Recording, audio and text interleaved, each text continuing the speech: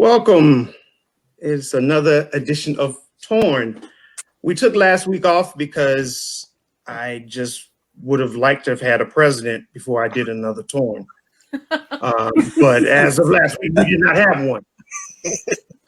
So we have a new set of panel people. Oh, wait, that way. There you go. Panel people. Say, wave hello to everybody. Some of the faces you are familiar with, some of them you are not. So we are going to get started. Those of you who are used to watching, you know what the questions are going to be. Oh, guys, if you can, on the panel, share this on your own Facebook page. Go to RDU on stage and share this on your own page. I'm about to do that right now. Let's see if we can get up there right quick. Come on, load live. If y'all find it before I do. Y'all, are y'all really whispering right now? There it is. I found it. Questions are going to be, okay.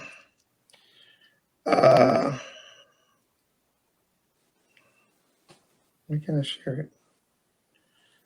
My mom says hello, everybody. Hey, Mama. Hey, Mom. Copy link. That's what I'll do. Link copied. So, and I will paste. Okay. Now, first question I'm going to ask of everyone. I'm going to ask you 4 things. And I try not to do questions that have like multiple questions because nobody ever remembers that. But this time I am. Tell, obviously, your name, your nationality, what you do in theater, and where you currently live. And I'm just going to go by who's on my screen. So we're going to start with Maureen. Okay. So I'm Marin, actually. Marin. Oh. That's all right. I'm Marin Scriven, and I live in, I'm Caucasian. I'm American. And I am a theater critic. I am the vice president of Utah Theater Bloggers. And so obviously I live in Utah. I live just north of Salt Lake City in a small town called Clearfield. Thank you. All right. We are going to go now to Heather. I am Heather Strickland. I am American. I am the executive director of Raleigh Little Theater, and I live in Northeast Raleigh. Okay. Thank you. Jesse. Hello, my name is Jesse Gephardt. I was born in America, and I am a longtime actor and director in town, and I currently live in Garner, North Carolina. Okay, thank you. Adrian. I am Adrienne Pender. I am American. I live outside of Raleigh, on the southeast side of Raleigh in Johnston County. And I am a playwright. Okay, thank you. Ron. Hey, I'm Ron Foreman. I am American, and I live here in Raleigh. And I mainly do marketing for University Theater over at NC State. Occasionally act, have directed in the past as well. Okay. Judy. Hi, I'm Judy McCord. I am United Statesian. And in the theater, I very amateur. I've done a little of just about everything, none of it particularly fabulously, but I love it. And I'm currently the editor of my husband's screenplay and play. All right, Mac. Oh, and I live Hill. Sorry. Yeah, Oh, you live in Chapel Hill. Okay. And- Mac? yeah, we just moved. I belong to her. Mac McCord, American. I'm a playwright. I've been an actor and set designer, et cetera, but mainly writing now. And we live in Chapel Hill. Okay. So I don't know if I want to do these last two, but I'm gonna try it anyway. Shonda Branch. Good evening, everybody. I am Shonda Branch, singer, dancer, actor, choreographer, and director. I recently directed a virtual piece. Excited about that. But I spend most of my time as a theater educator. I'm the director of theater at Southeast Raleigh High School. And I live not too far from the school in Southeast Raleigh. What's your nationality? I identify as Black American. Thank you. See, that's why I didn't want to call on y'all. Aya Wallace.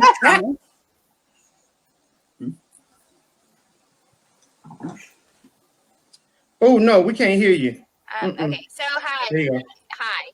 We've been dealing with this all day. So, hi, my name is Aya Wallace, and I am a singer, actor, director, choreographer, and also a mom right now. So you're gonna hear a lot of like doors closing and stuff like that. But what am I? That's my answer. What am I? And then that's all I got for you. Oh, I live in Raleigh, North Carolina. Okay, thank you. And yeah. And that's why you know. So everybody, Judy, have you seen this show before? No. Wow. Okay. So everybody, for the most part, said American. For the most part. And I definitely appreciate that. Shonda and Aya have hosted the show before. They're co-hosts, so they played along. But a lot of times the response I get from the Caucasian persuasion is American, and generally from anyone else I get I don't just get a nationality, I get a heritage in front of the nationality. So I get African American or something of that nature. But for the first time, and Judy says she's never seen the show before, I got someone that said what this country actually is. What we're going to talk about tonight deals with our programming. And that's everybody up here. That's not just the whites or the Caucasians, and it's not just the blacks and whatever we are identifying with this week, Negro, African American, Afro American, colored, whatever we want to call ourselves. The programming that we have, we call ourselves Americans. America is a continent. It's not a country. Nationality means the state or the country that you are from, that you represent. America is not a country. Mexico has Mexicans. Canada has Canadians. I know, Shonda, leave me alone. United States has what Judy said. United States. Mm-hmm. But we are accustomed to saying we're American. But it ain't just us, y'all. Overseas, in England, they say we're American. In Canada, they say we're American. In Mexico, they say we're American. But in Mexico, Mexicans are Americans. Canadians are Americans. Because America is a continent. But that's the programming that we have. We are so bougie and arrogant that we have taken the name of a continent and claimed it for ourselves as our country. So let's talk.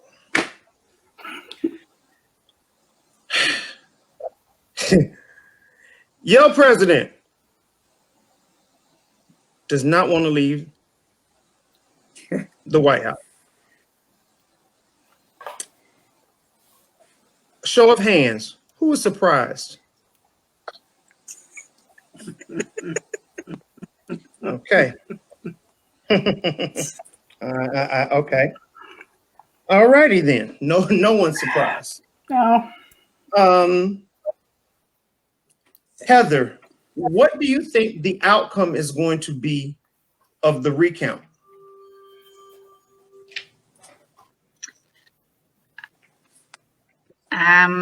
I think we will see the same result that we have now. Okay. Marin, Tucker Carlson has gone on TV to say that there is evidence that there was voter fraud, that they pulled some ballots out of a trash can and things like this. When do you think all this, when do you think there will be a final decision that they will just say, okay, this is enough, we're done? I think that from what I've seen on the news, the final decision, everything that they're seeing, most of the judges are saying there is no evidence of fraud. But I think that there will be continued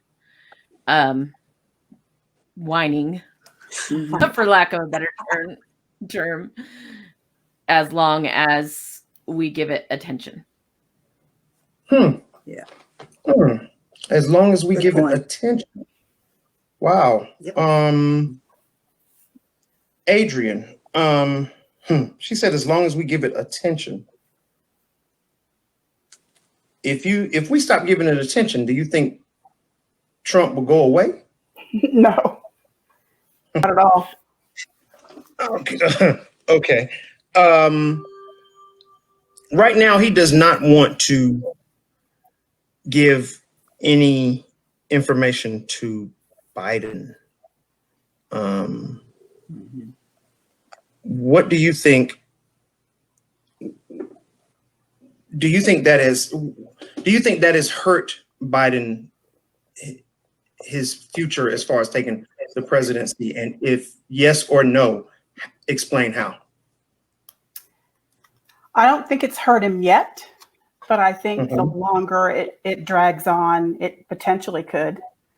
There's already some discussion about how in 2000, President-elect Bush was hampered by not getting security information before the recount, before the Florida recount, security information that may have helped identify hijackers in 9/11. So the longer it drags on, I think it could potentially harm the incoming administration. But I think at the moment, I think Biden's probably doing the right thing and just playing it cool and letting Trump have his tantrum. Okay. Jesse, what do you see happening if the tantrum goes on to January 20th and not in the White House, but what do you see happening in the country? Well, Juan. So there's like a few things. I want to believe that at some point, someone somewhere in some position of authority that has yet to ever really show face, but my like utopian idealist world wants to believe that someone somewhere will eventually say, hey, let's like cut the shit and like let's just do the thing that has happened, right? Let's just go through the motions and carry on. I don't know if that person exists, and because we have not been able to really control him for the past 4 years, I'm not exactly sure that realistically speaking, we think we can control him now because he has so many sycophants falling in line with him, which is, you know, like revolting and disgusting and shameful of like, I mean, like being a white man is not the cool thing to be right now when you're represented by all these shitbags that are like, you know, I'm sorry, I'm a sailor. Lauren knew this when she invited me on here. Okay, listen, I'm not going to hold it back. So, you. So, you know, it's not, they're disgusting and horrible and vile. And, you know, it's a shame that things turned out the way that they did. In terms of like, we didn't like recapture more, you know, House seats, we lost seats, or, you know, we didn't recapture Senate seats, we lost seats in the House. Like, that's unfortunate. I'm glad that electorally, it's like the one time I think the Electoral College is good, is that it's like, it's the proof of the pudding that we've been using all along. So like, there's no refuting the facts, the same facts that got him in the office in the first place. Okay, so now that, what does it do for the country? I honestly don't know. The numbers are really, really staggering. And, you know, the fact that over 70 million Americans thought that this was the cool way to keep going, like, is really unfortunate and sad and super, super telling of white people and their privilege, and it's really disgusting. So I just have a lot of issue with, like, I don't know. I think it's gonna open the door to really bad shit, is what I think. And really bad shit that is going to completely like take up the space of Biden's first 4 years. In a similar way that Trump had his first 4 years taken away because he's a fucking corrupt piece of garbage. And, you know, so anyway, that's my answer, Juan. Are you happy you asked? Don't hold back. Yes, I am actually. Yes, I am very happy I asked. Yes, sir. Mac, Jesse said his first 4 years. Do you think there will be 8 years total for Biden? I think if there isn't, we're in real trouble. I do agree with Jesse that Biden's going to have a rocky ride. And, you know, I don't think we really know what exactly is going to happen. I keep hoping that somebody will stick a pin in Trump and he'll just blow away, but I don't. You know, there are too many people who are supporting him for some obscene, stupid reason. So I don't know. I think Biden's 4 years. I think what's going to happen is that he gets enough support from everybody, and that includes a whole lot of white people who've just been saying, "Oh, it'll be okay, and everything's going to go back to normal." I think we passed normal a long time ago, whatever that was, and that may be a good thing because it's time to maybe look at a new normal that's going to work for everybody. And I think Biden's open to that. I think his vice president is a whole lot more open to it. And I hope she is going to be able to kind of steer the boat a little bit, or at least by example. I think she's already had a positive effect on a lot of people. And I think she scares Trump and his people to death. So that's a good thing. She should. Shonda, thank you. Shonda, Max said Biden and the new normal. Now, we know that there were times decades ago when Biden did not speak positively of darker skinned people. And there are some people who said they didn't want to vote for either. That the lesser of two evils still was evil. What is your take and opinion of if someone came to you and said that? Let's start with this lesser of evils nonsense, because I I feel like that contributed to putting Trump in the White House in the first place. Yes. You have people who can get over the fact that they didn't like Hillary for this reason, or they didn't like her for that reason. Her pantsuits were stupid. It just any myriad of foolish things that they could find wrong that they could find as an excuse not to put a woman in power. They used it. Mm-hmm. And their indecisiveness and their refusal to commit to the right good thing to do, which would be to get behind a candidate who had the ability to take the White House, their inability, and no, I take that back, their refusal to do that is part of what put Trump in the White House in the first place. So to take and apply that same thinking to this situation, that's why the numbers are like they are. We're sitting here with these margins because you have people who are still trying to sit on the outskirts and are still trying to, let the train kind of pass by and not catch too much of the breeze as it goes.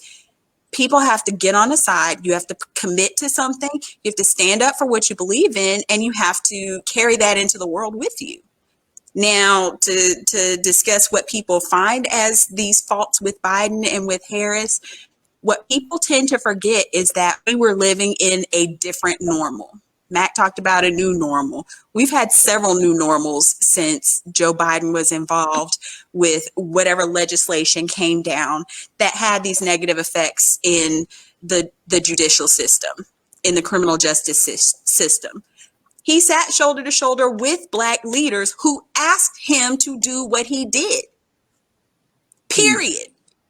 And those same Black leaders came out during this campaign and said, you've got the story all wrong. You're cherry picking your information, and this is what is and this is what isn't.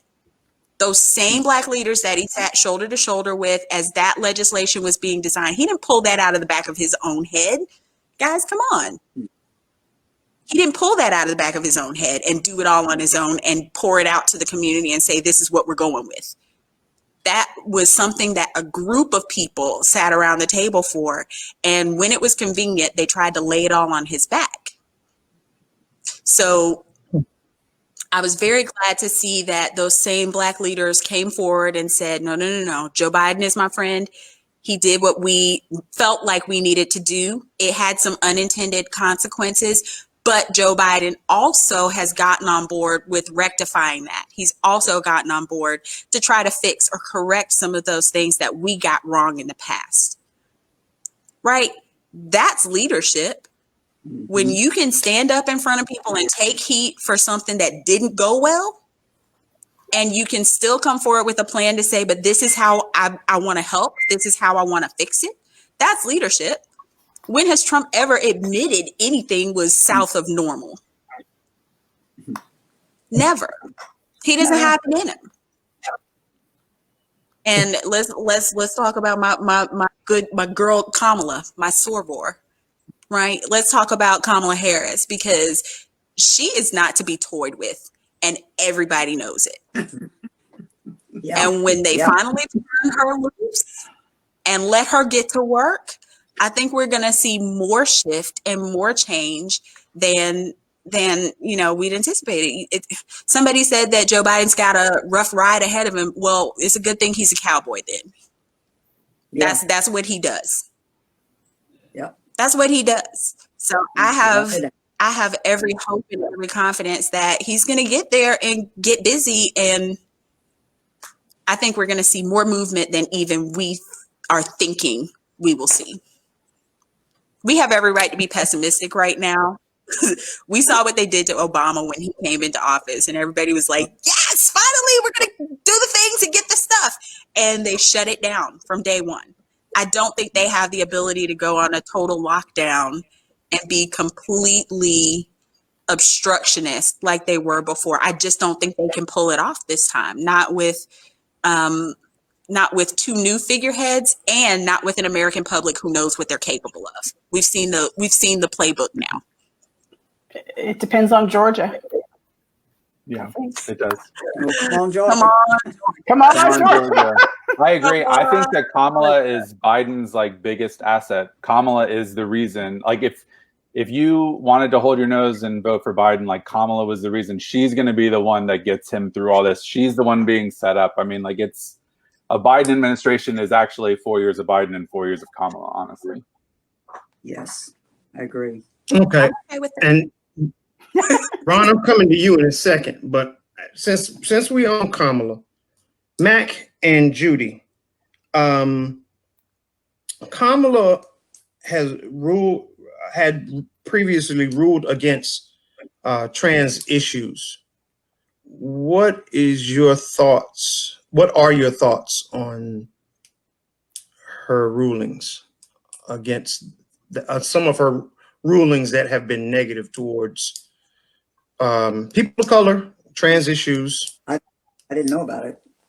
I'm not sure about the rulings that you're referring to, but I know that over the last year, I've heard nothing but supportive stuff from Kamala for any LGBT folk.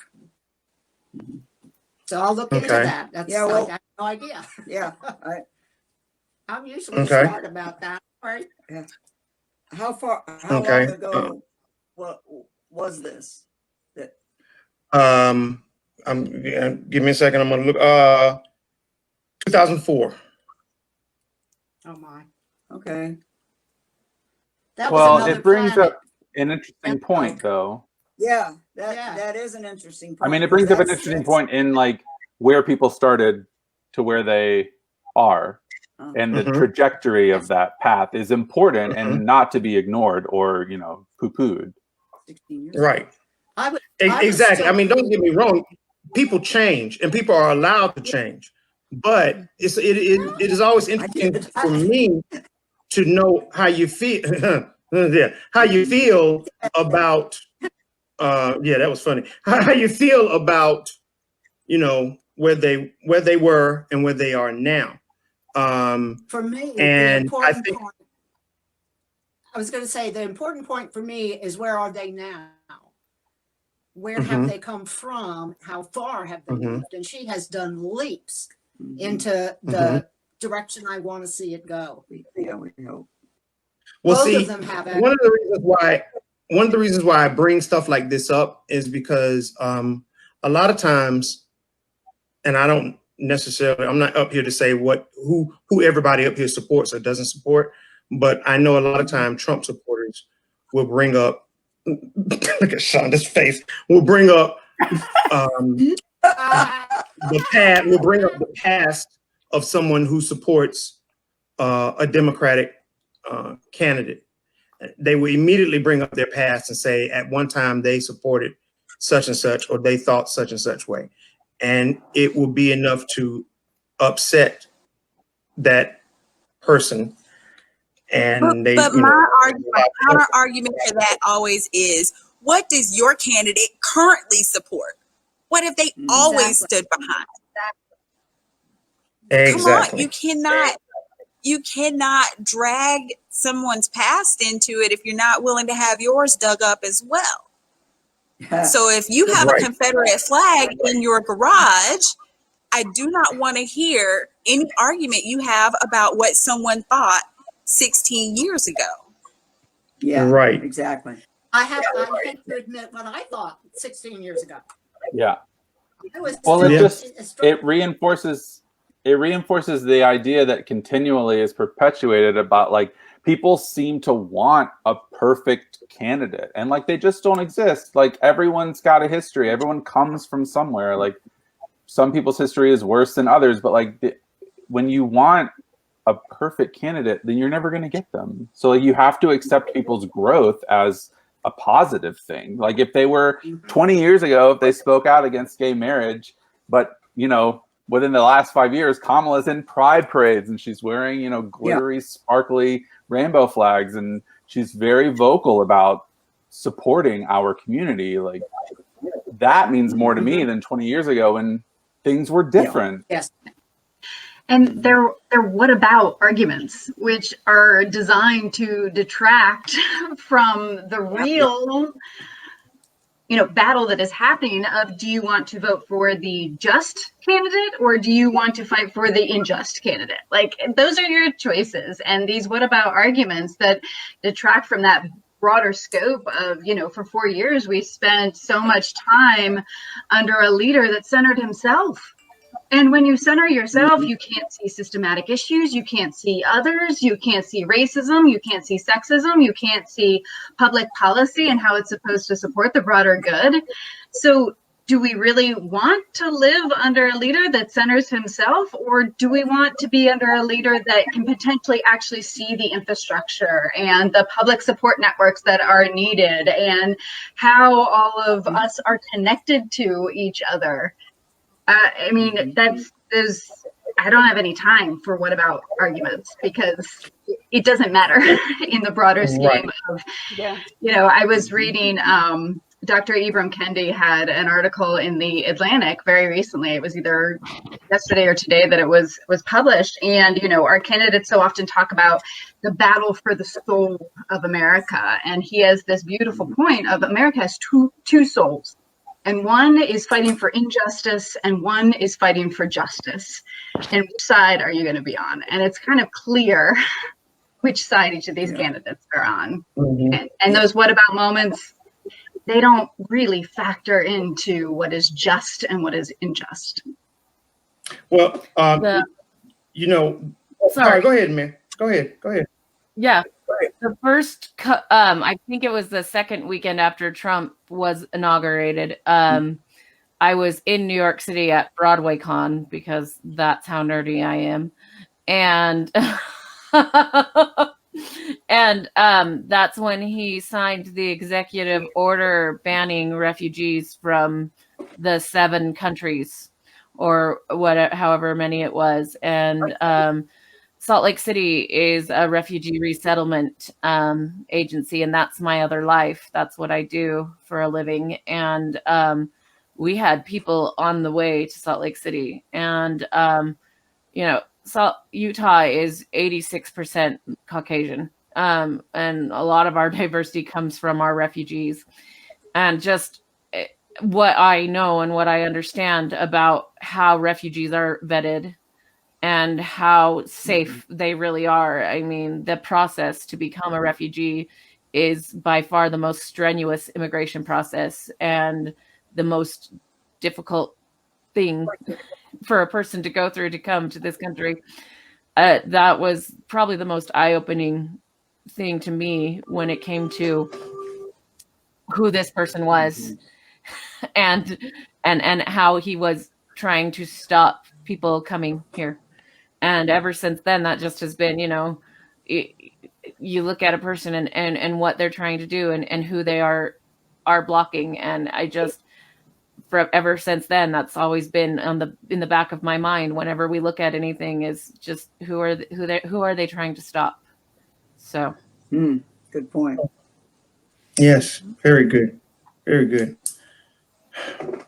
I want to kind of switch gears. Ron, so there was a message that went out to social media. The NAACP came on and said it was false because it was associated with the NAACP. And it said after the election that this past weekend that all Black people should, no Black males should travel by themselves. They should travel in pairs. Because Proud Boys and some of the other white nationalist racist groups were going to be snatching up Black men. The NAACP came on to social media and said they didn't put that out. Wow. But it was designed to scare us and to make us scared. Did it make you scared? And if whatever your answer is, yes or no, elaborate, please. I didn't see it, so No, it didn't make me Would it? scared. Now, would it have made me scared if I seen it? You want to sit here? No. I don't know. On Facebook, a lot of stuff that I see on Facebook, I just let it just off my shoulder, because you know I'm just not one to buy into the hysteria. You know, it's like watching CNN, and I realized something during back in 2001 during the 9/11 attacks. I watched CNN 24 hours a day for day after day. It took me a while to realize that, let's say the news that came on at 8 o'clock to 9 o'clock was the same news that then came on at 9 to 10, 10 to 11, 11 to 12. So it was just repeating itself. So it gave the impression that this thing was just happening and there was no out of it until I turned off the TV. So when I see stuff like crazy stuff on Facebook and stuff, I don't know, I just don't allow myself to go to that place where, okay, we're about to be, you know, people just gonna beat me up on the street and stuff. Short answer is no. Okay. Yeah. Okay. Ron, do me a favor. Try to turn up the volume on your microphone, because it's a little hard to hear you. Try to turn up the volume. Okay. I appreciate that response, Ron, and let me tell you the reason why. And the reason why I asked you that question is because I thought the same thing when I saw it, and and this is for the general public that's watching. I think what happened when it was put out is that these white nationalists and people thought that they were going to put the fear into us that they have put in for the past 100 or so years. You ain't putting no fear into me. You didn't scare me at all, and you wasted your time. But whatever. Okay. Marin, I wanted to come back to you right quick. So these refugees, with the way they've been treated here lately in these past 4 years, do they think it's worse than their own country? It depends where they're from. So that's kind of a loaded question. Mostly no. Mostly they're still happy to be here because most of their countries are just not a lot worse. But we have a scale that we look at when people come here where they're so excited to be here. And I have a whole graphic at my other office that I haven't been at since March, where they're so happy when they get here, and then they come to this trajectory, and then it's a kind of a false sense and they come down, because a lot of it too, that they can't get jobs where they can afford to live is part of it, is that, you know, because of language barrier and skill set and other things, they come down on a roller coaster. And so then they're really down low, and then they come back up to kind of a plateau, because even our poverty level is better than where they were, especially in the refugee camps. And so then they're usually happier than where they were in the refugee camp, but it's never that happiness of where they were when they were told that they get to resettle here. And so it's kind of, so it also depends. If they were from some of the worst areas, no. But if they were from some of the areas where it wasn't as bad, as they're, sometimes they do want to go back. So. Okay. All right. Thank you. Aya Wallace, are you there, or is your phone still staticking? Okay. All right. We're going to say it's still staticky. Ron, say something. Let's see what you sound like. How do I sound now? It's still a little low. Were you able to turn the mic up? You know how to get I'm to turning that? up now. How's that sound? It's still about the same. Ooh, I don't know what else to do. Second one. Use your Listen to the outside voice. You know what the volume is? You know what the volume is? I'm in it now. It's not doing anything. Let me see if this works. I'm switch. How's that sound? Oh, much That's better. better. That's Okay. better. Okay. You with it. That is, they're right there. That right there. That right there. That's it. That's it right there. All right. Okay. Good. Right. Okay, you good. Thank you. Ta-da.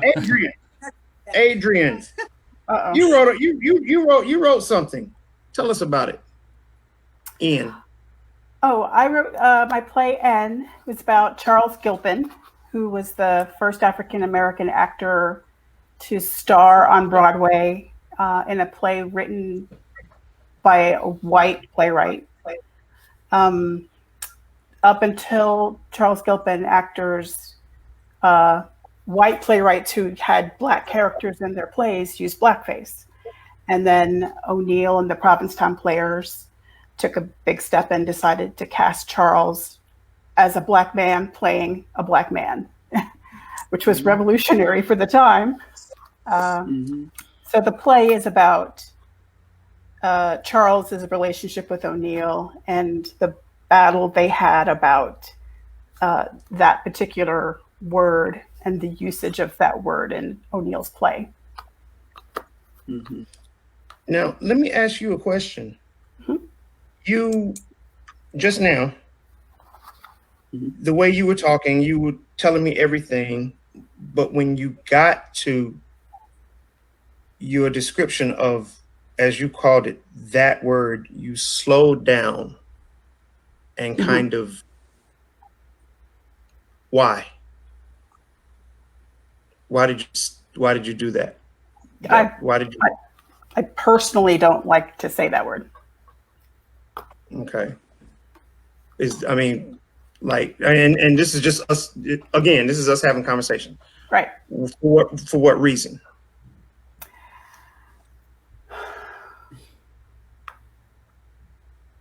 That's such a hard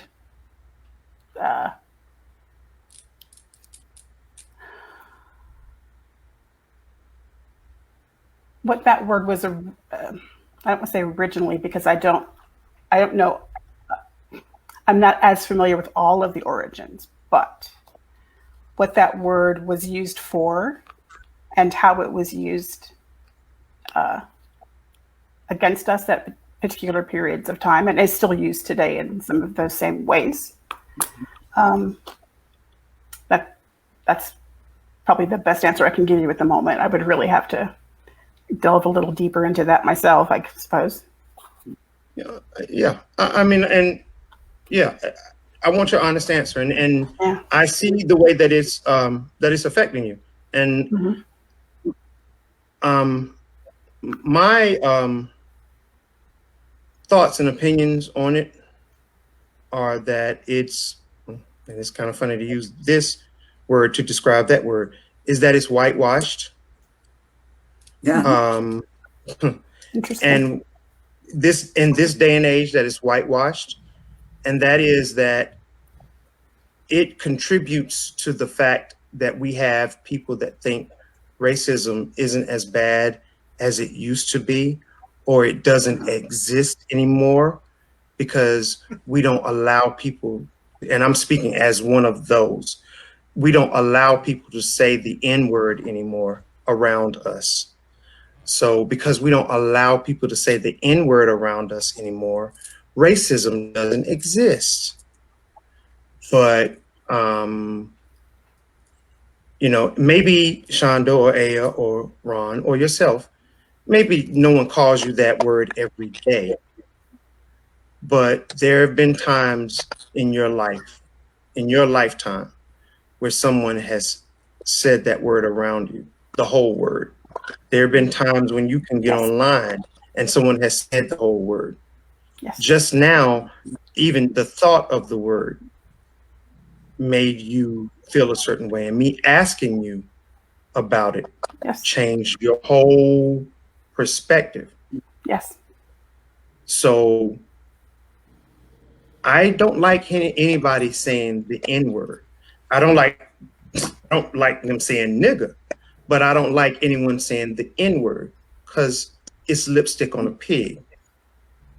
And because people say the N-word, then it dresses it up, and it's, you know, we're not racist because we don't let people say the N-word.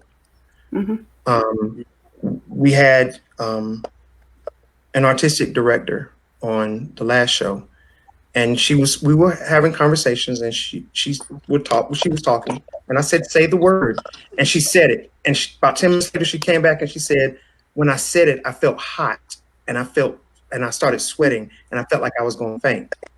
Good. I don't ever have to worry about you saying the word again. You know what it feels like. You felt uncomfortable. You felt uneasy. That's how you're supposed to feel. But saying the N-word, well, we don't say the N-word. It rolls off the tongue so easily that it doesn't mean anything. But when you said nigga, everything went dark for you. And I asked that because, as I said, when you were describing the play and it being called in, you slowed your speech down. And I'm sorry, y'all. I'm supposed to be asking y'all questions, but I felt like I needed to get that out. Jesse, I'm sorry. I know your hair had turned back. You started turning back its natural color while I was running my mouth. But I had to get that out. Juan, let me jump in on that. Go ahead. I feel the same way about that word as I do about any of the very pointed derogatory terms that people use about any nationality, race, gender identity. Like, all of those words fall into the same category because that word has been thrown at someone with a very specific intention. It's been aimed at to harm them. It's been aimed at someone with a very specific purpose, whether it is a word to describe Black people, to describe Hispanic people, gay people, whatever the case may be. Any of those very pointed words fall into the same category for me. I don't want to hear them. I don't. And when I hear them, I need to understand that it's been placed in context. That I'm looking at something historical, or I'm seeing a piece that is using that word to show us again where we've come from, where we were, and where we are now, or it's being used to expose something. If that word is being used, or that language is being used in a very specific context and a very specific reasoning behind that, and that takes a lot of work. That's work on behalf of the artist, on behalf of the performer. That's work for the audience. That's work for the community and the surrounding areas. Anytime that falls out of someone's mouth, there's got to be some context surrounding it. I don't want to hear those words. And I think that minimizing those and sort of ranking them, even I've heard that, oh, well, this one's not as bad as the other one. Well, at least I didn't call you the other. And I'm going, no, none of it is okay. None of it. Yeah, I totally agree. But, well, as I said, and we whitewash all of them. We whitewash all of them. And I think by doing that, and if anyone disagrees with me, please speak up. I think we minimize the negativity. Okay. We minimize the negativity of those words towards a particular group. Does anyone disagree with that? No? Okay. All right. Now, so I want to ask these questions. Okay. Thank you. I'm getting like Facebook messages and all this stuff.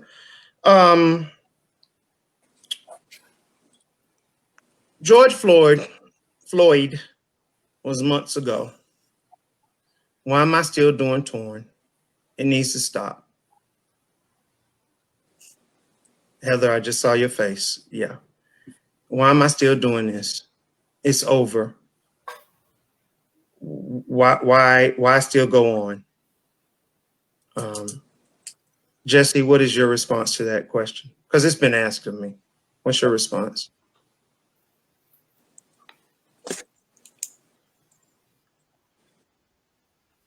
Well, you keep going on because unfortunately Yes. it keeps going on. The answer. So it's I just don't look, I'm not like, I struggle with some of the ideas about law enforcement in terms of, because as a white person, you're grown up to believe that law enforcement is a good thing. And so when you become a fully fledged adult human in the world and you realize that there is a lot of systemic, long-seated, really, really dark shit that goes down with law enforcement and how they handle our Black and brown community and minority populations, like it is like, it is a change of mindset as for me as a white person to be like, oh, well, I feel bad when, and like, this is just me showing privilege. Like when someone says ACAB, I'm like, well, that one cop's got a family. And it's like, great. Like that one, like being a police officer is a decision, right? Like it's not like Blue Lives Matter, like, whatever. You decide to be a policeman or a policewoman in the, law enforcement agencies. You don't choose to be born Black or brown or a minority population. I didn't choose to be white. So we have to be able to properly bring police officers to some semblance of justice. True justice would be great. Like we can't keep letting police officers who so blatantly and openly are murdering Black and brown people in this community keep getting away with it. Like it's just not okay. So you keep doing it because it keeps happening. And, I wish it would stop happening. And until we can figure out a way to, the problem is like the caveat against all this stuff about Trump leaving the White House, all this stuff about completely reforming and rebuilding police infrastructure in America. Like you are answered with an angry mob. I mean, like that's what you run up against. Like the ideas of doing it are great. And like, let's funnel money into it and get some plans and do the thing. But like what you're going to get is an angry mob of people on the other side of it. So then your whole mind becomes thinking about how to handle that rather than properly handling the thing. And handling that is a lot of work and attention. And so then you just don't do it. And it's just not okay. Okay. Okay, Ron, yes. Unmute yourself.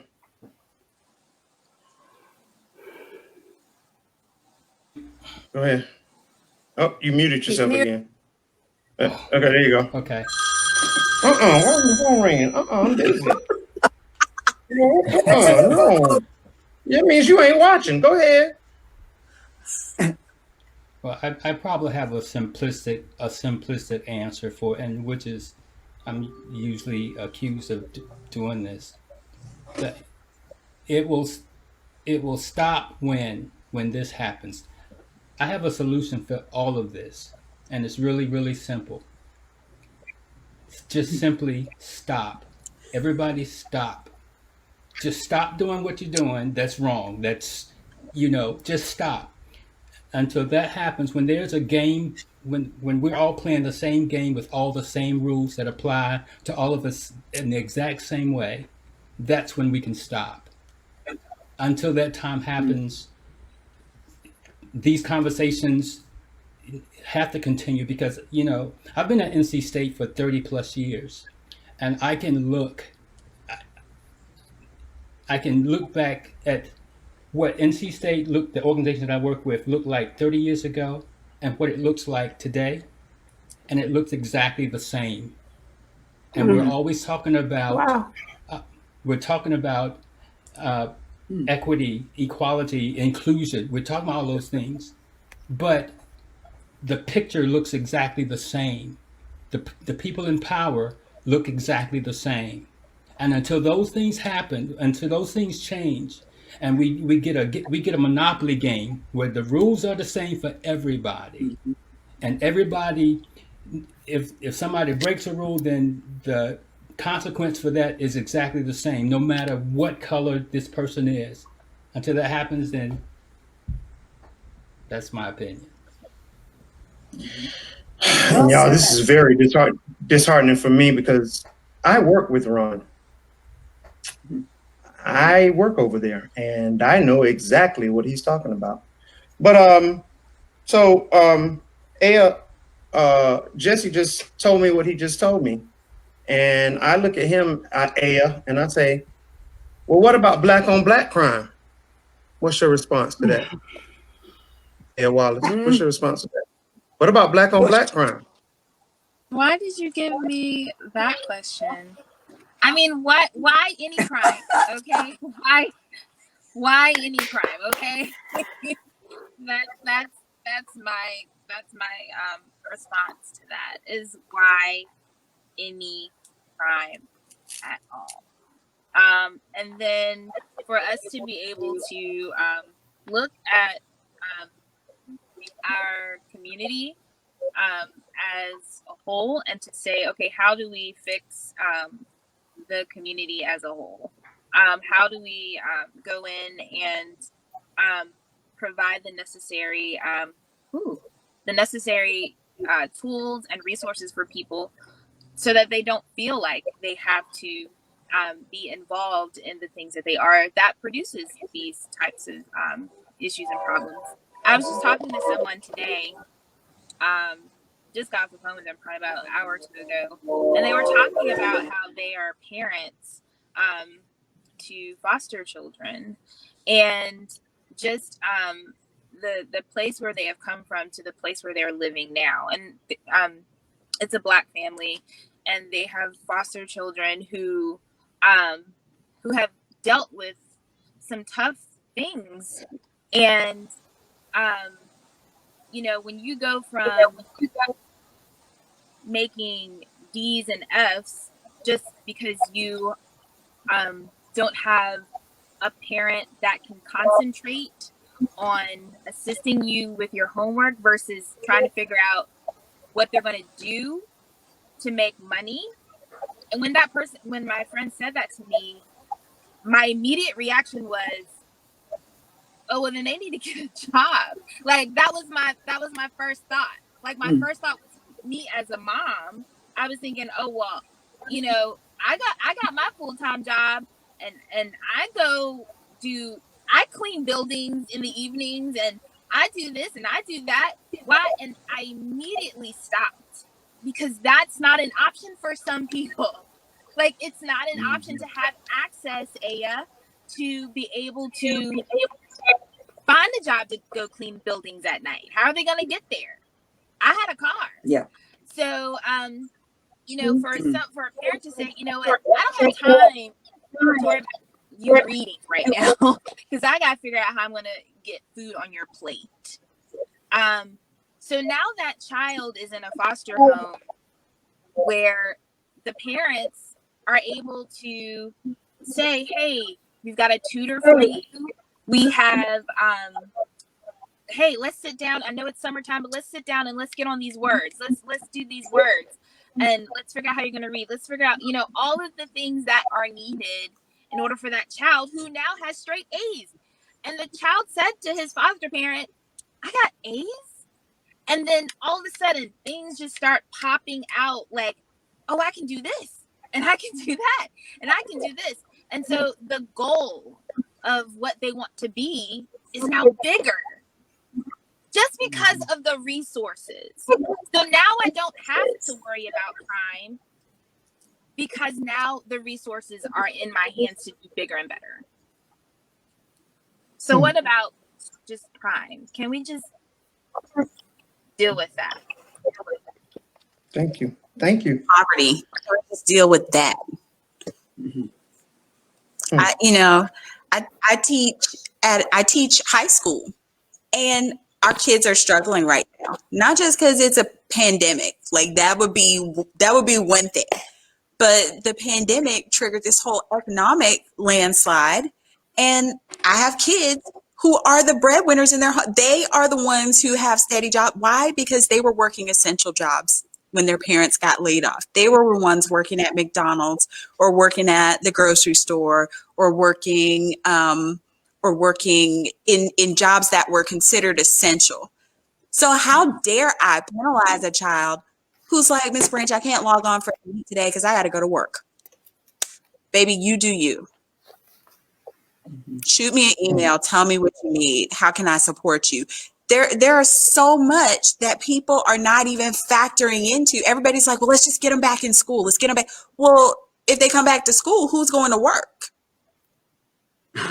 People are not thinking through things from a holistic standpoint. People are not thinking through things from a standpoint that dismisses or puts their privilege in the back seat for a few minutes. You're annoyed with your kid. You raised them. You're annoyed with your kid at the kitchen table all day. So you want to dump them back on the school system. You want to dump them back and let the teacher handle it. When in reality, that's not what they need. They need this quality time with you. They need this quality time where you can talk to them about their goals and dreams and aspirations, where you have a chance to correct some of the bad habits that they've slid into over time. It's not bad parenting. Sometimes it's that exactly what Aya said. Parents are busy. They've been working. They've been distracted. They've got a lot going on. Having this opportunity to slow down and stop and refocus has not been a bad thing for all families. And I think that the prevailing myth is that parents are stressed out because school is closed and the kids don't have this and they don't have the teachers and the tech is stressing. And all of that has a little tiny kernel to it. It does. But if those parents who just want their kids out of the house because they're annoyed with them would take a step back and think about kids who are holding up families, who are keeping food in the refrigerator and the lights on in the house, if they would take a step back and think about somebody other than themselves, their viewpoint would shift a little bit. And I just, if we as a nation could come to a point where we can think about somebody, maybe not even first, but somebody else in addition to ourselves, I think a lot of our viewpoints would shift and change and open up some new perspectives and allow us to function in a way that's not solely dependent on what I want. Okay. Thank you. That's that teacher coming out, y'all. Sorry, I done sat in on the class before. I know. So Adrian, and then I'm gonna shift one more time after this question. This is gonna be all y'all gonna have a little something to say about this one. This next thing I'm gonna shift to. But Adrian, before I shift, Trump has done more for Black people than any other president since Lincoln. Go. Go.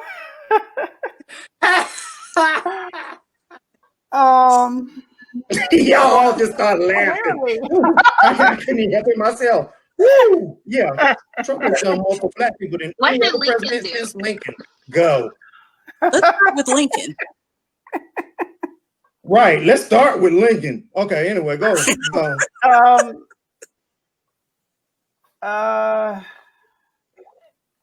No. Name one thing. I can't. And you know what? And I don't like short responses, but I'm taking that from you because that is my response. Yeah. Most people, when they argue with people. I got one. Go ahead. Hey, I want to hear this. What has Trump done for Black people? He has allowed us to see for real. But he has allowed the audacity of white supremacists to just come out right up in our face. Now I don't have to ask. Now I don't have to question if you like me or not. Now you can look me in the face and tell me if you like me or not. Now my son can drive in a car with my sorority symbols on the front, and you as a white man in a truck can flick my 16-year-old son? Yeah. Thank you. Now, because now I see it. Now I don't have to worry about if you're lying to me or not. If you're truthful about your feelings towards me. So I'll give that to him. But again, that ain't more than any other president. Now you Hey! yeah, he did something. More than yeah, I it is. Oh, I Well, think it is too. yeah, maybe it is. Yeah. Okay. That's- Okay. I'm gonna switch gears hard on this one now. Yeah. But and something else we said, something else that was said earlier. I'm gonna tell y'all my response on this one too. Because normally I am like Adrian. Trump has done more for black people, and most black people respond, "No, he hasn't." And I go, "What has he done?" And usually the response is, "Well, you're just it." No, I just asked you a question. What has he done? And they can't respond. Or they say, when I'm talking about police brutality, well, what about black on black crime? Okay, well, what about it? And then I just shut up. Okay, what about it? Well, black people kill black people. Yeah, they do, and they need to stop. Now, can we get back to what we were talking about originally, police brutality? Black on black crime is wrong too. I think it's very wrong. I think they need to stop that as well. But now, can we get back to police brutality? And white people kill white people. What does that mean? White people kill white people every day. Right, exactly. Every day. Okay, so yeah, it's wrong. You're right. Black on black crime is wrong. Can we go back to what we were talking about? Crime is really bad. Let's stop doing crime. Let's just... Now, let's go theater. Okay, don't nobody get scared. Don't nobody get afraid. Oh, don't nobody get afraid. Don't nobody get afraid now. Don't sign off now. Don't chicken out. Don't sell out now. All right, let's go theater. Now we already know that Adrian put out a play. She titled it in. Y'all know I'm just gonna call it nigga, because that's the way they treated the man. Now she just sat here and told y'all that up until that man got on a Broadway stage, anybody that they had play a black character was in blackface. Ain't that something? And what year was this that he 1921. And it didn't end after that play. They still, blackface continued for another 5 or 6 years after that. So basically, up until almost until the 1930s, blackface was on the stage. Yes. Okay.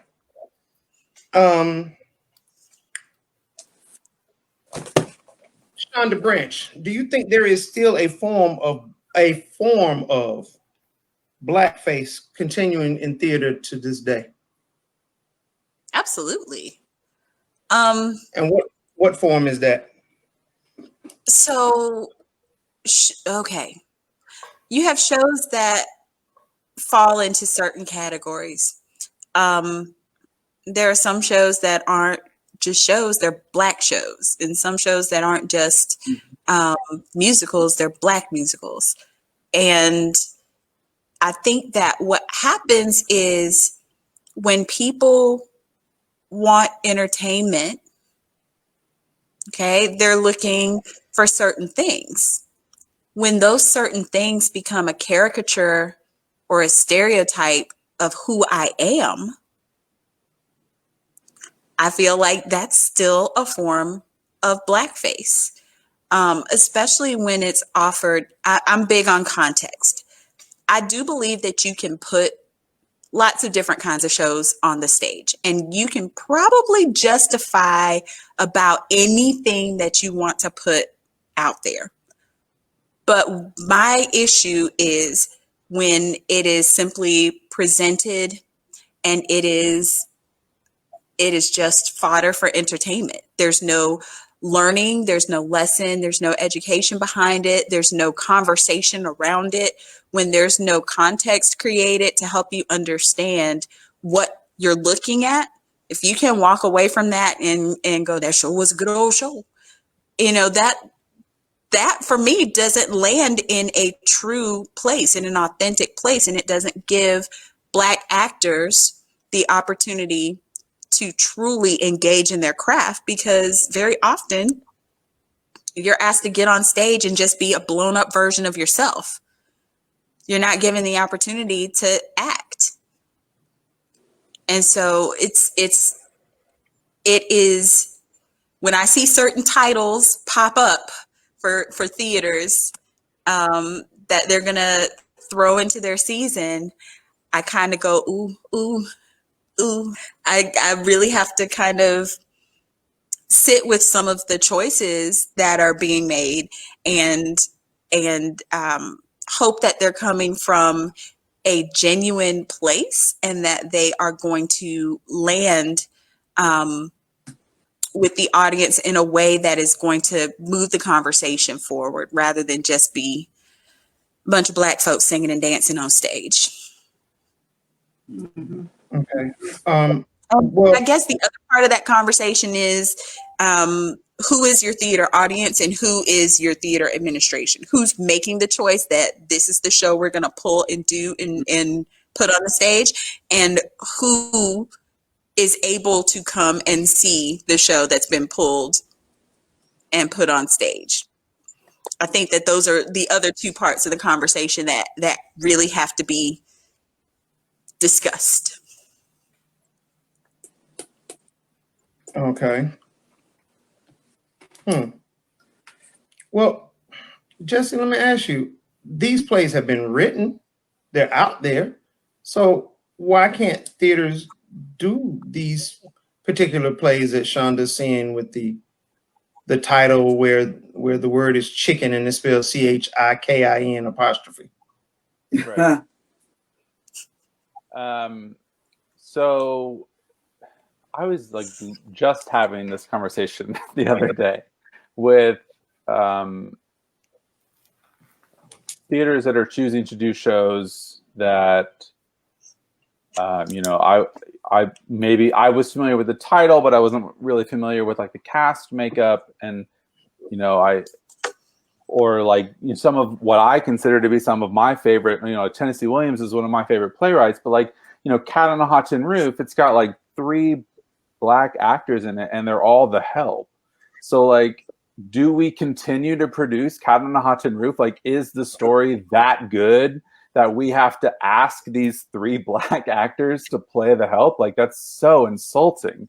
And like, there was a show that was like attempted to be programmed by a company that, you know, like the only characters in it were Black people that worked in the home of the white people. And I was like, where do we get off in 2020 asking Black actors to continue to play the servants? Like, it just doesn't make it. It does not compute to me. And like, it's sad when I think about the fact that like we may not produce a bulk of like Tennessee Williams plays anymore because that's how he wrote. But you know what? I don't know. Like, I just feel like we have to pick it up and move it forward. And if picking it up means abandoning the plays that asks our Black and brown like actor colleagues to demean themselves to play the help for white people, like, fine. Like, unless the play is written in such a way that that Black actor is going to get some sort of like major turnaround and like it's a new play written or something, you know. But like these old plays with these old tropes, like, it doesn't make sense. It doesn't make sense. I don't understand a lot of the programming decisions that are made around here. I struggle with them sometimes when I try to think about how we are continuing to broaden our horizons with casting and allowing opportunity and of race and ability. And, you know, I feel like some of the leadership within our community is still rooted in a place of like just producing what's comfortable for them. And like, I understand the idea. It's way past time to own up and to move forward in a way that really, really, really opens the door for everyone. Okay. Shauna, you got a rebuttal? Because you're smiling real hard. No, I just one of the things that I feel like it goes along with what Jesse is saying is it's time to reimagine the canon. Like the great playwrights of the 20th century were great for the 20th century. We are living in the 21st century. So who and where are our great playwrights of this generation who are going to tell and Tennessee Williams, I love Cat on a Hot Tin Roof. It's a great show. It's really like there's some good stuff in there. My issue is that was written from a perspective that suited the time and place. That was fine for then. What's next? What's next? And I think I'm going to shout out RLT because RLT has a program that is fostering exactly that. New playwrights are being given space and the opportunity and resources to learn the craft and to generate something that can go forward and will speak to this generation. I have one of the works of children's literature that I just honestly have a huge issue with is Peter Pan. I hate it when people pull Peter Pan out because people don't even think about the fact that it's demeaning to Native and Indigenous peoples. Just today, I said this just today, Chandra. There's a whole song stricken from the revival of Annie Get Your Gun. I'm an Indian too. Like I've seen it on American movie classics, AMC. That's one of my favorite channels. I've seen it and it's the original. And I sit there and I go, oh my God, this was That okay. was my intro to Peter Pan. And as a child, I was obsessed. And as an adult, I'm horrified. I mean, we now have Peter and the Starcatchers. Let's move on. Like, there's just so much that need not be repeated and reinforced and dredged back up. There's just so much that we just don't even need anymore. We can nod to it and acknowledge its presence, and we can still move forward. It's not an either or choice. It's not what do they call it? Cancel culture. It's not that. We need a new thing that's going to work going forward. Period. We need to reimagine the canon. They did the same thing in literature. Back to my teacher brain, when they is Toni Morrison and Zora Neale Hurston into the literary canon for high school, when they introduced that as required reading, there was a whole thing that these Black women had the nerve to have their books on a required. What can a white boy learn from? What can a young white man learn from Zora Neale Hurston?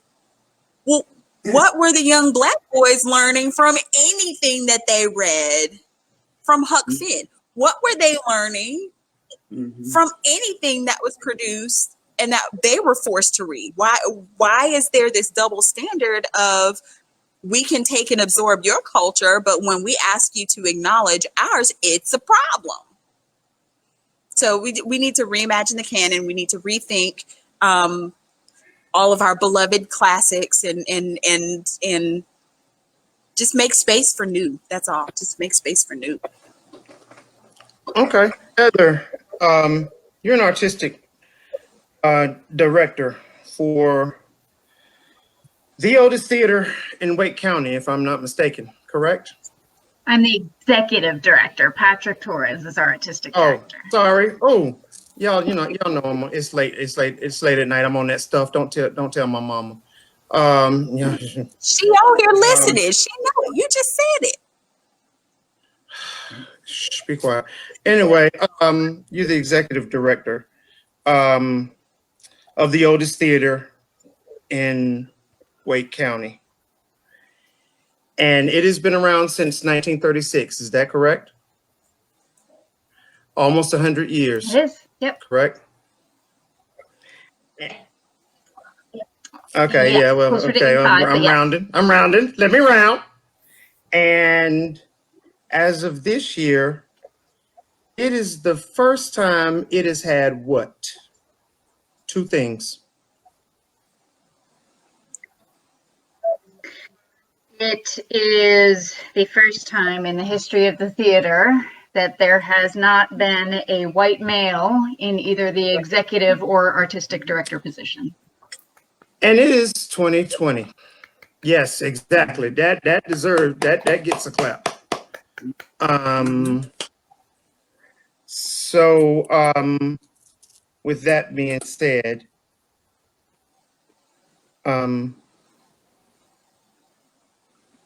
are there difficulties that you are having with your plans or your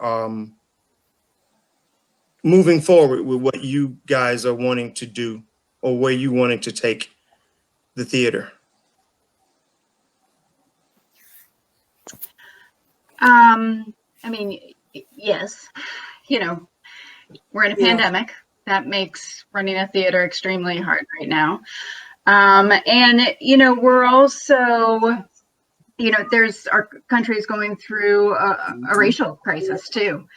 And we need to do a much better job. There's a lot of work that RLT needs to do to truly dismantle the white supremacy culture that is a part of this organization. And that is work that is beyond, you know, what we're planning for this season. That is work that is embedded in everything we do and who we are. And that is deep personal work. And that's hard work, but it's work we got to do. Have you made any, have you made any enemies along the way because of things that you have decided to do with your theater?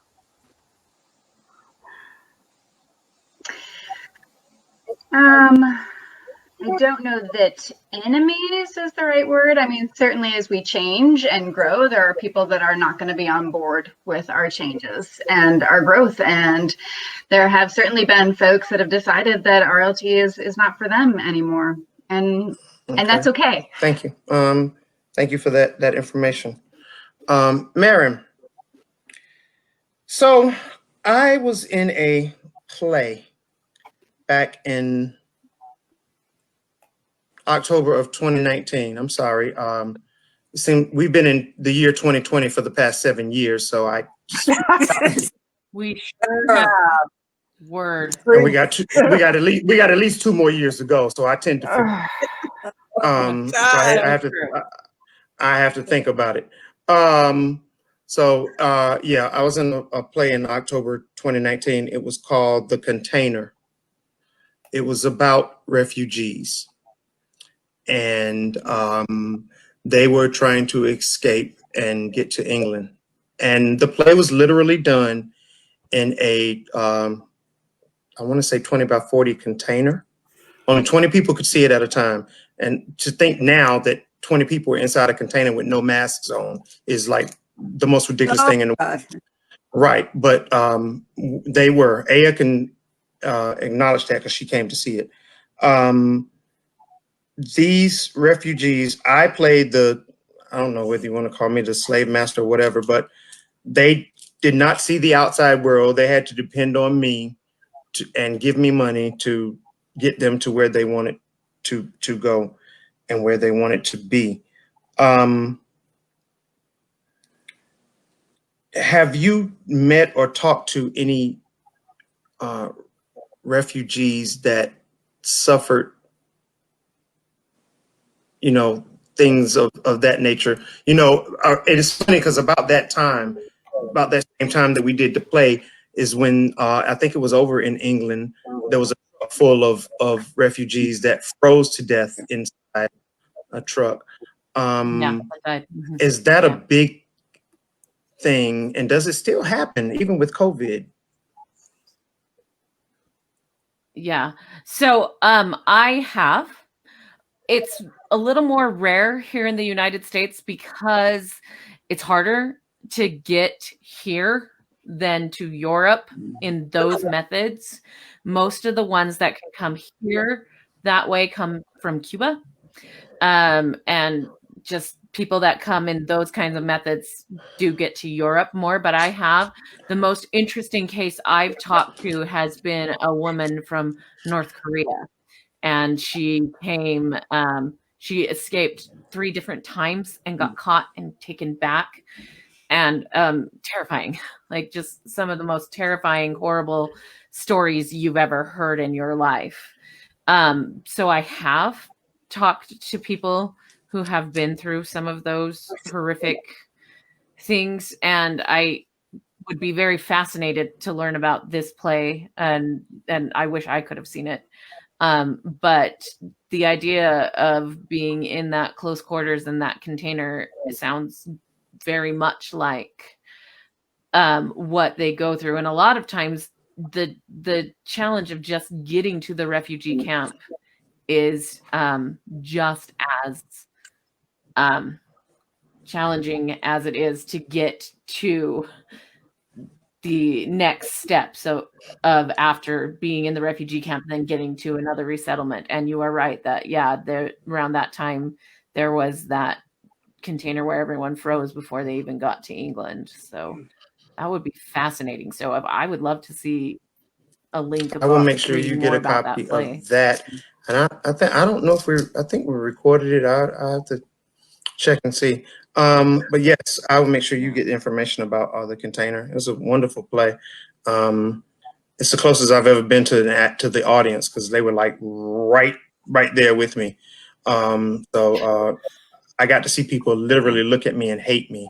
Aya looks at me like that anyway. Yeah. Aya hates me anyway, so it's nothing new.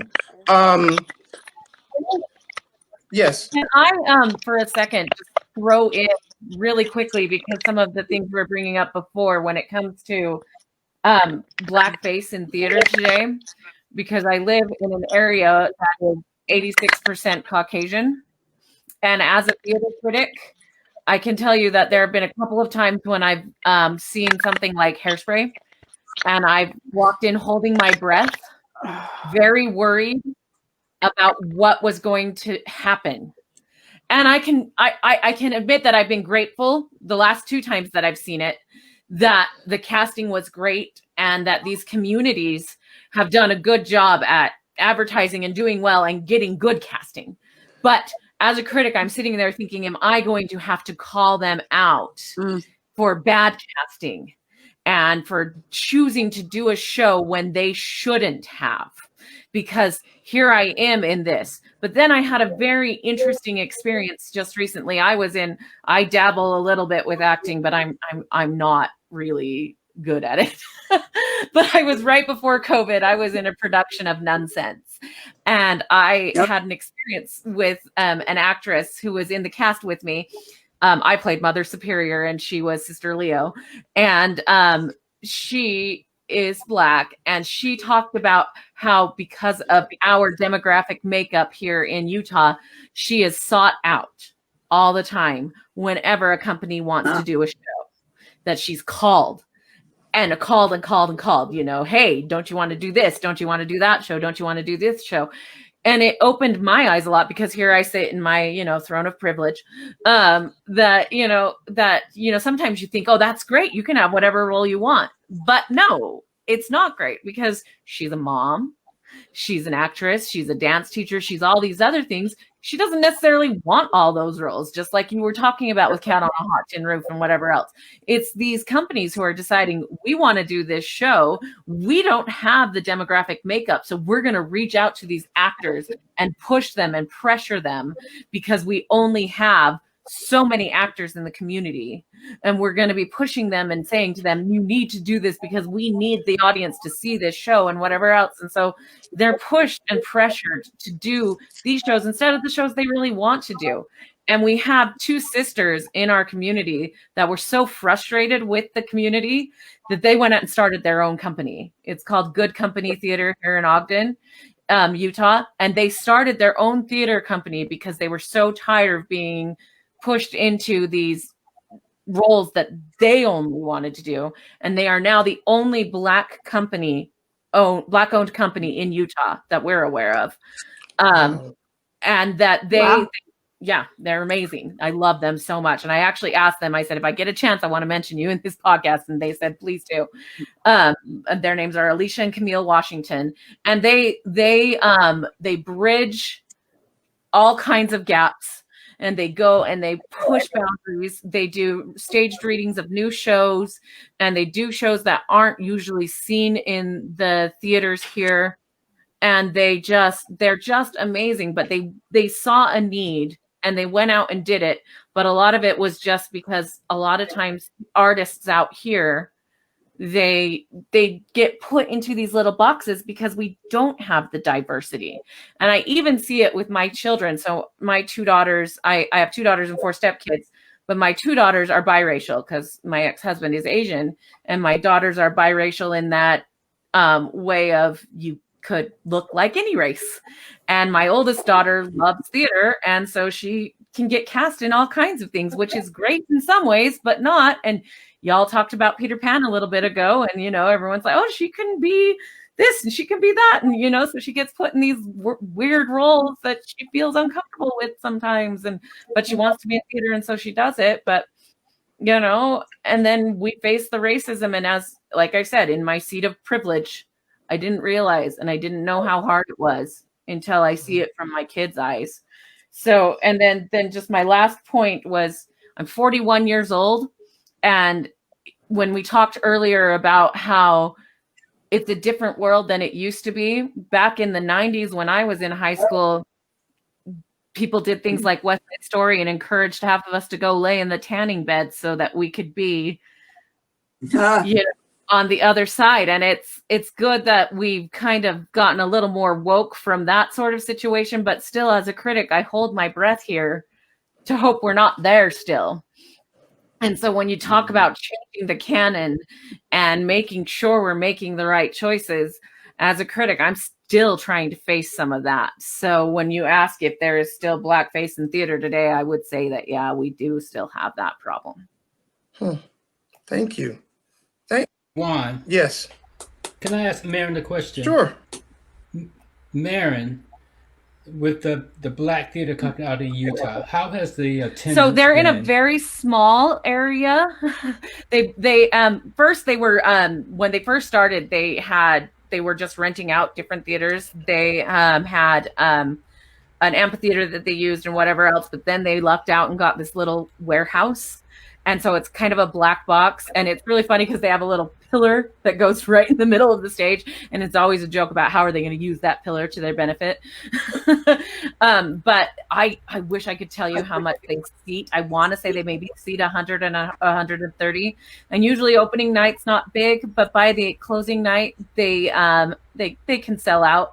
They've done some great things with COVID. The last Camille Washington just wrote a show called Catharsis 2 that was in answer to how difficult the election has been. It was amazing. I wrote a review on it. It's on Utah Theater Bloggers.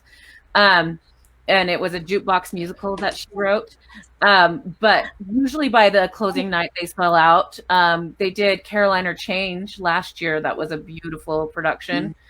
And so attendance is good, but it's definitely not our best attended theater.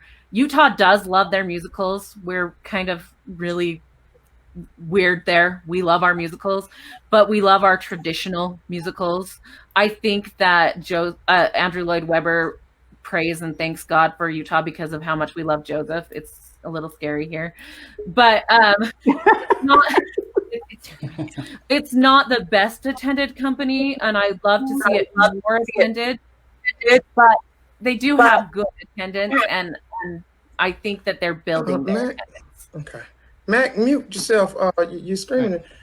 Maren, the next time you feel like saying something, don't you sit there and write all that stuff down and wait like 45 minutes all this I stuff. know, right? This is a discussion. We're One having thing that I have conversation. learned, especially in conversations like this, is that it's not my voice that needs to be heard.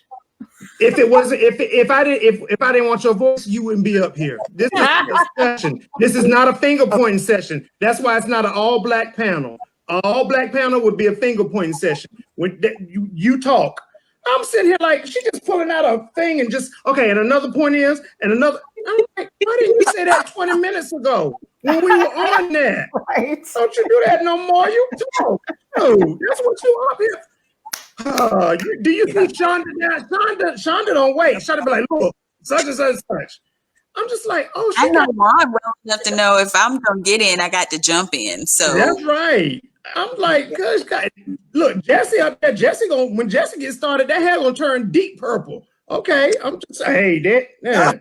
Oh, but thank you, Mary. Look, we all feel like we know her better now. Like, oh, she got something to say now. Mac and Judy and the baby and the baby. I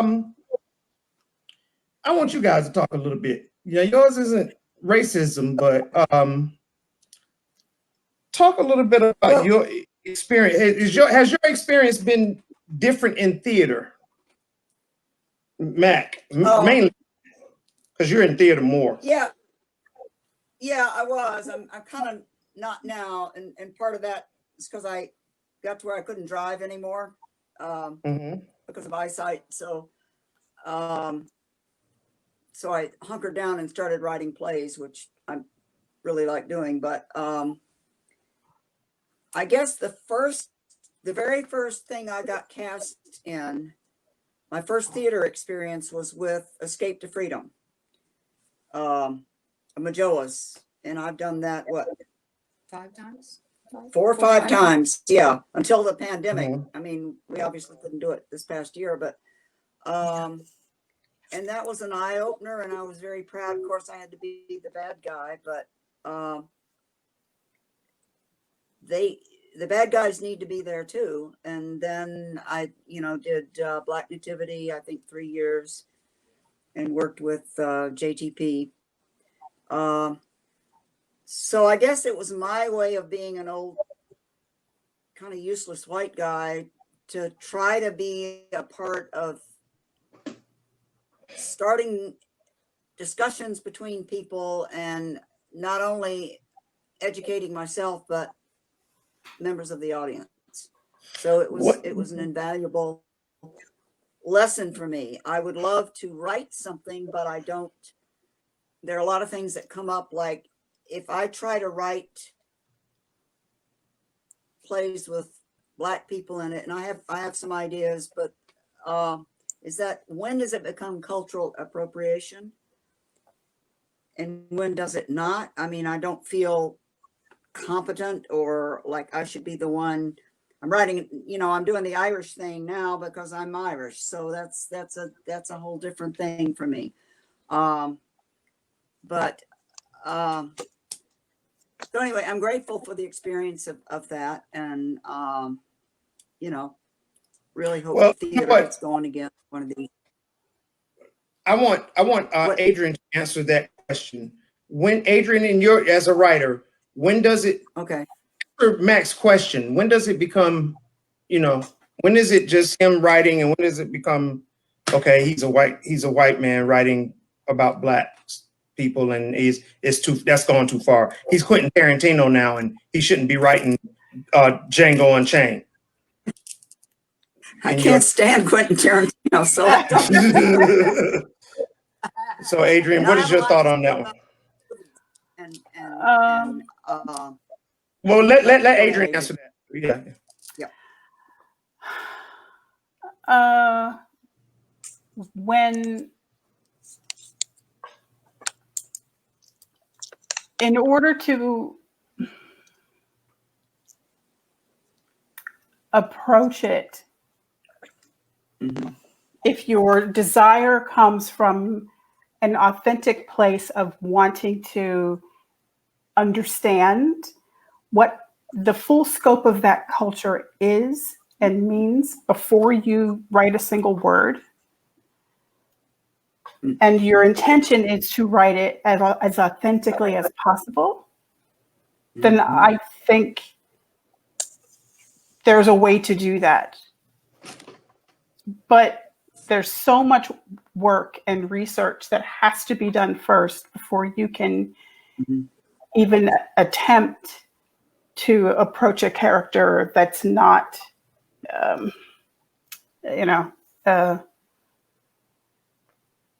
that's outside of your own knowledge. Yeah. Yeah. Well, no, I didn't. It's not just white. It would be me writing, a play about the Holocaust. I couldn't just do that. There's so much work that I would have to do to understand what that means to a Jewish person as a Jewish person before I would even attempt to write that play. And I might not after I do all the research. So it's not just about whites writing for blacks. It's me writing for anyone else as well. Okay. Yeah. And I agree. And actually my way of trying to understand more about the cultures now is more through music.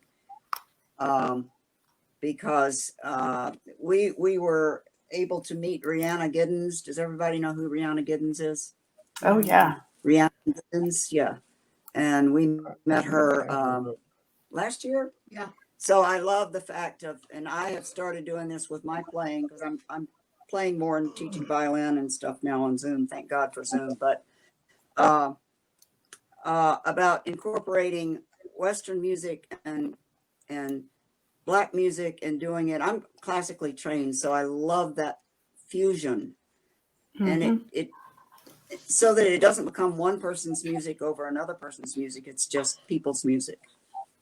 And but I was doing some reading before we were gonna. I didn't know what y'all were gonna talk about, and I was thinking, well, what about Marian Anderson, who was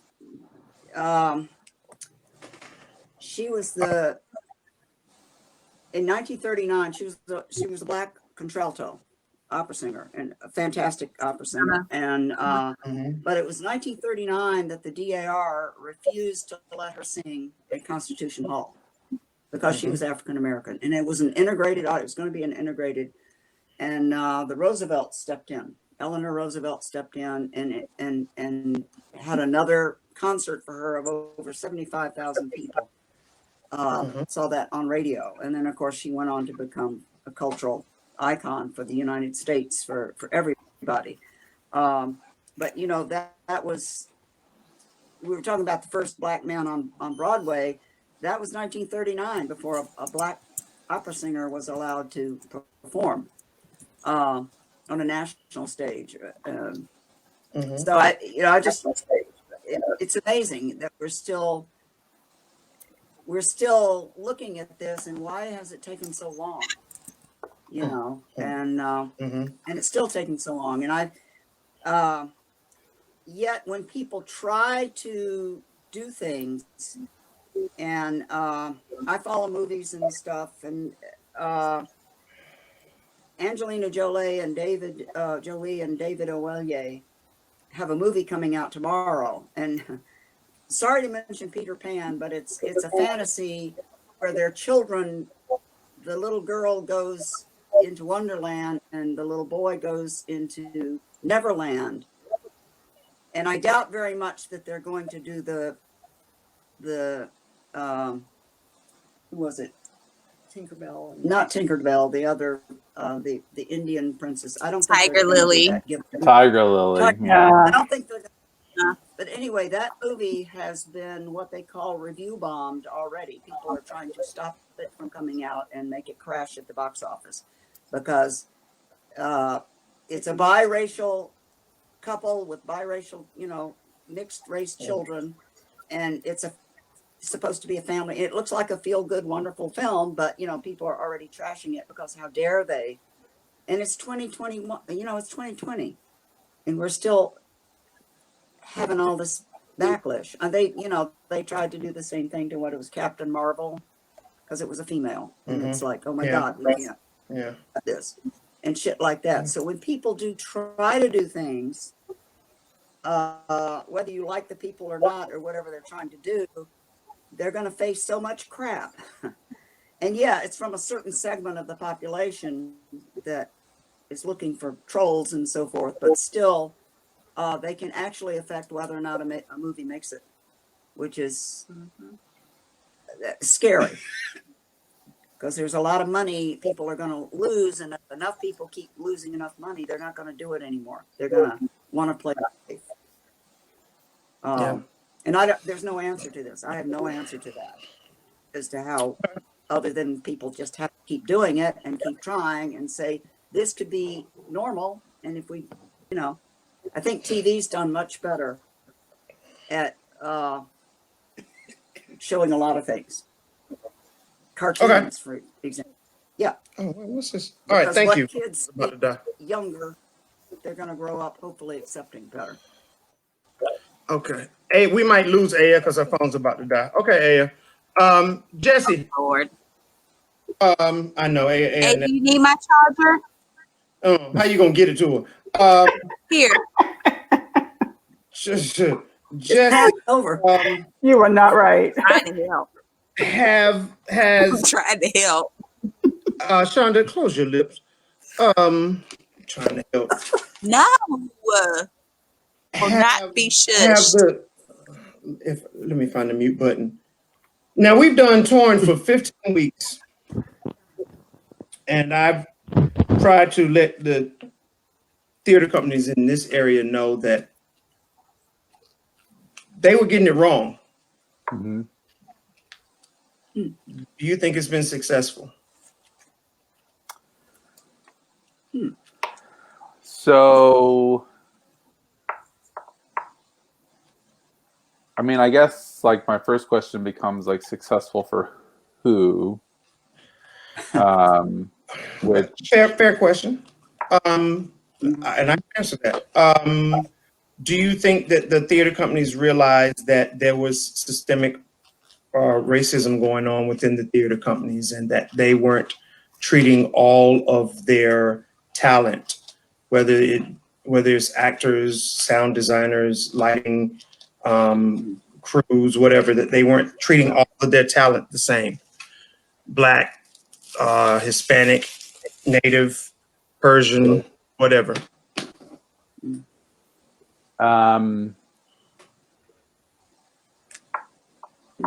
This is as a whole, because yeah. I mean, I would say that I've been in a lot of rooms, both as an actor and as a director. So as a director, I've been, in rooms with the designers and the people that have auditioned, and so I've been able to come into contact with a lot of different companies who are putting on a lot of different things. In terms of, do I think it's successful in terms of a wide array of racial diversity?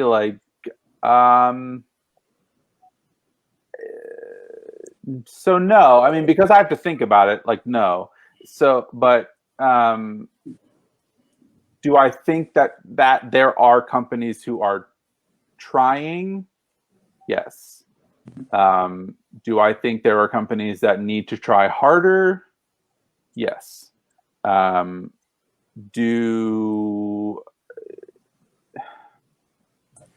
mean, that's a tough question, Juan. So I think people are producing theater, which is great. People are, giving opportunity, which is great. I think that we can, as a collective community of theater producers in the greater Triangle area, we can do better. And I think that some of the companies that were really working on trying to do that, weren't producing much before the pandemic, and certainly aren't producing anything now. But also some of them have folded, for all their faults and all of their history. I mean, there were companies that were really interested in doing work with a very strong, diverse population, which was refreshing to see. despite the fact that they had a lot going on in the background, that ultimately made them go away. So, I guess the short answer is successful. Yes. I mean, like, to a degree, but there's always room for improvement. Adrian? Yes. Okay. Thank you. I would ask you, Juan, when you say successful, what is success to you, since that was your right goal in the beginning? Success to me would be that they have embraced the fact that there has been microaggression in the past, and they are actively doing things to change that within their own theater.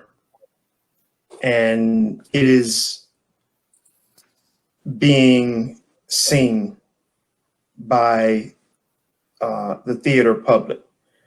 It may not, it doesn't have to necessarily be like you don't have to do something every day. It doesn't have to be something major happening every day, but it is being seen that they are actively trying to do something. I mean, it's been 400 years. It's been like this for 400 years. You can't do it overnight, but they're trying to do more than what they were trying to do last year this time.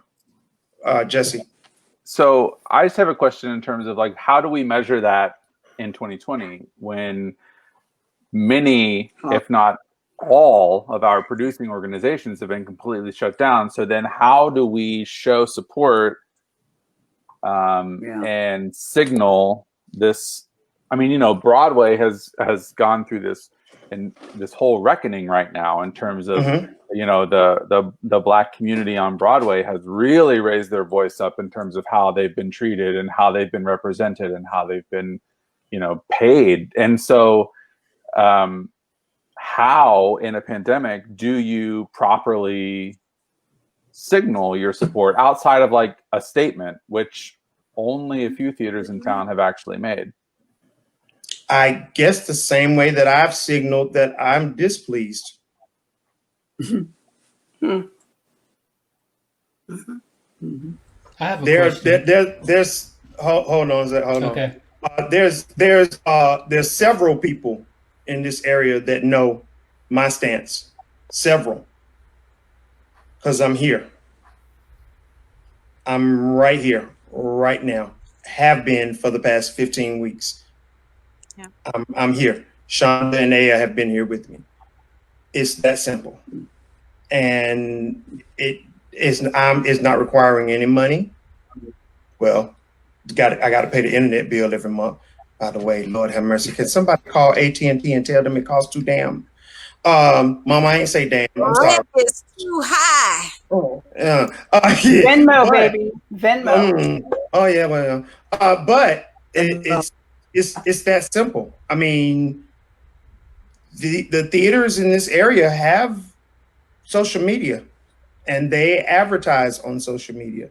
There are Zoom plays going on. I know I did 4 of them in the last 3 days. So I know that that's available. So the same way that I'm doing it now, they can do it. And what started this platform was I saw statements about George Floyd, and every statement I saw started with the name of a theater. It did not start with, "We are here for you." It started with the name of a theater. And it said, "We support Black Lives Matter." That was the most generic thing, because I read 7 statements and the first sentence was exactly the same except for the name of the theater. You could put a blank space in, insert the name of whatever theater's website I was on, and then the rest was the same. That was not personal for me. I was in distress, and my theater home was not there for me. It's 15 weeks later, has it changed? Ron, what were you going to say?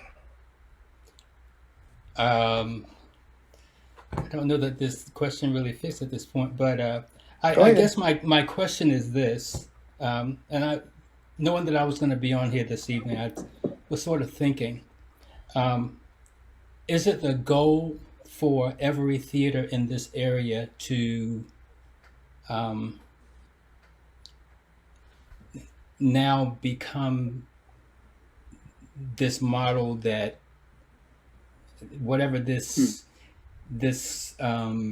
magical theater is it the goal for every theater to become that, or should it be that each theater should look at themselves and decide who they are, make that statement about who they are, put that information out, and then individual actors who now have that information can make a decision about, okay, what are the theaters we're going to be a part of, we're going to participate with?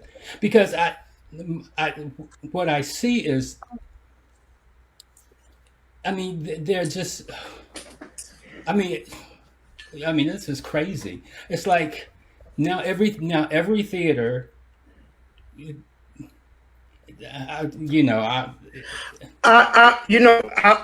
me say it like this. And I asked Heather what I did about where they were and where they are now for a reason. They stayed where they were for so long. It was the program. Just like I asked the very first question that I did when we started. It was a programming. That's the way it was. And Marin came up and said, the first Black theater in Utah. She didn't say a theater. She said the first Black theater. She had to, because it's part of the programming that we have, that we are. RLT's programming it's run by a white man. There's a white man in both the positions, the executive producer and the artistic director. If they're going to do a Black play, it's either going to be The Wiz, or a minority play, it's going to be West Side Story. Come on, Sean, give me the other ones that they're going to do. Bubbling Brown Sugar. Bubbling Brown Sugar. Ain't Misbehaving. Ma Rainey's Black Bottom. Yes. Yeah. And then you guys can be, because we're gonna do Shakespeare, and we're gonna do we may call you back if we do an August Wilson. Other than that, you guys can have some free tickets if you want, but it's time for you to leave. And it's a part of the programming. It's time to change the programming. It's not necessarily anybody's fault that's here. It's not anybody's fault that's out here in this world now. It's just been a part of the programming. It's just the way it's always been. How many times? It's in February. Huh? And it's in February. Sorry, Yep. It's always in February. It's always in Black History Month. How many times have we heard it from our own parents? Black people, we've heard it from our own parents. It's the way it's always been. So that's what we should expect. Yeah. No, that's not what we should expect. It's time to change it. It's time, and if Martin Luther King had heard, if Malcolm X had heard, if Medgar Evers had heard, this is the way it's always been, then there's 5 people I know may not be on here right now. We have to make the change. We can't wait for someone else to do it. So I'm up here now to make that change, because that's the way it's always been. So why can't the other theaters make the I have a change? quick question for Marin. Okay, yeah. Is The Wiz on that list of shows that you get invited to and you sort of hold your breath until, because it's sort of a No one in Utah would ever do this. There's not enough. There's There's a running joke between Juan and I. Every time we find an all white version of The Wiz. They're out there. They're on YouTube. They're like there's, and I'm going, how, where, why, how? It's so Yeah. No, I have actually never seen a live production of The Wiz because we know that we don't have enough people here. And yeah, if I ever got invited to a production of The Wiz, I'd probably would That flip is out The and be Wizard like, of "No, I Oz." can't go see That's the that." Wizard of Oz. Yeah, yeah, because no, we don't have enough. We do not have enough ethnicity So- out here for that. No.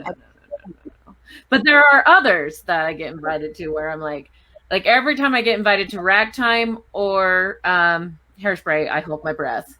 But yeah, no, The Wiz, I just know Everybody should stop doing ragtime. Well, and I mean, Just theaters cut it. have to go beyond the shows that they're producing too. Like that is an easy conversation, I think, for theaters to have is let's look at the shows that we're producing, but theaters also need to talk about their operations. They need to talk about their HR policies. They need to talk about who they're hiring, how they're recruiting, like, and it just like any organization should be doing right now. Like, we're not gonna fix the deep organizational problems just by changing the shows that we produce every season or how we cast. Like, and you know, my hope is that the theaters in this area, like maybe that's where they're starting the conversation. Like maybe what has happened in the more recent months is they are being more aware of what is very public facing. But I hope that at some point it goes beyond just what is public facing and they're doing like the deep internal work and they're rewriting policies and they are hiring BIPOC owned businesses to print their programs and do their graphic design, and they are really thinking about their recruitment strategies and trying to change what their staff looks like and being really thoughtful about how they engage volunteers, and then also what are the harmful disruption policies that they have in place so that when they do have more diverse volunteers and they do have a more diverse staff, how are those folks made to feel safe? And how do they make sure that their voice is heard if something has gone wrong? Like, this is a big concern for me because I think that we get a lot of that around here where we get a lot of, well, we hired some diversity, so we're good. And then we don't get a lot of the deep work. You know, we get a lot of, well, my best friends are Black. So did that hire yeah, come back to work? and I mean, and I sorry, Maren. yeah, and I actually no, you're fine. My daughter said that if it came up, I could share this.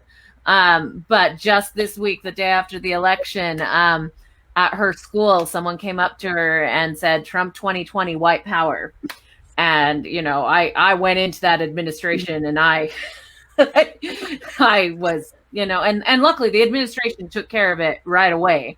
And it was handled. But, you know, there are things that go on and there are problems and racism is very real. But I think that a lot of times we just think, well, I've hired my diversity quota, or I've got my friends who are of another nationality, or I've got this, or I've got that. And so we're fine. We've done it. And so I agree with you completely, Heather, that we can't just take the face value and say, hey, we've got that diversity in our programming, or we've got that diversity in our hiring. So problem solved. That's just that's the tip of the iceberg. And we have got the systematic racism way down here, and it's a big problem that we are not even close to solving. Yeah, I agree. Well, guys, guess what? It's been 2 hours and 4 minutes. It's time. It's my wig's gonna fall off, so it's time to go.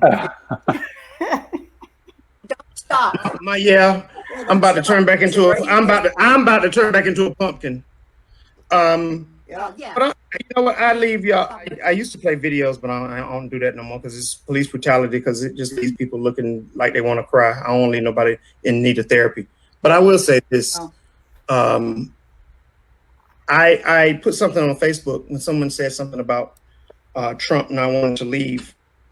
I told them this: Lincoln actually proclaimed that slavery was to be over January 1st, 1863. Mm-hmm.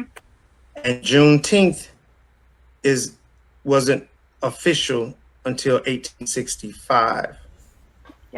Mm-hmm. So why is anybody surprised about Donald Trump? Yeah. And, Yep. and On that note, words, you're right on that note. But one thing I want to show you guys, Lauren, show that picture. This, what Adrian, the play that Adrian wrote, or movie that Adrian wrote. And Lauren, not the movie. Oh, what is it? The play? The play. Adrian wrote the Yes, play. the play. Okay, so Adrian wrote the play. This is Charles Sidney. Is it Gilpin? Gilpin. Gilpin. He's your what? What are you? He's like a second cousin on my dad's side. So this is Oh, wow. what a play about. He was the first Black actor, and he refused to say the N word. Correct? That's correct. And so this is him. And so it kind of ruined his career because he refused to say the word. But he was the first Black actor on Broadway.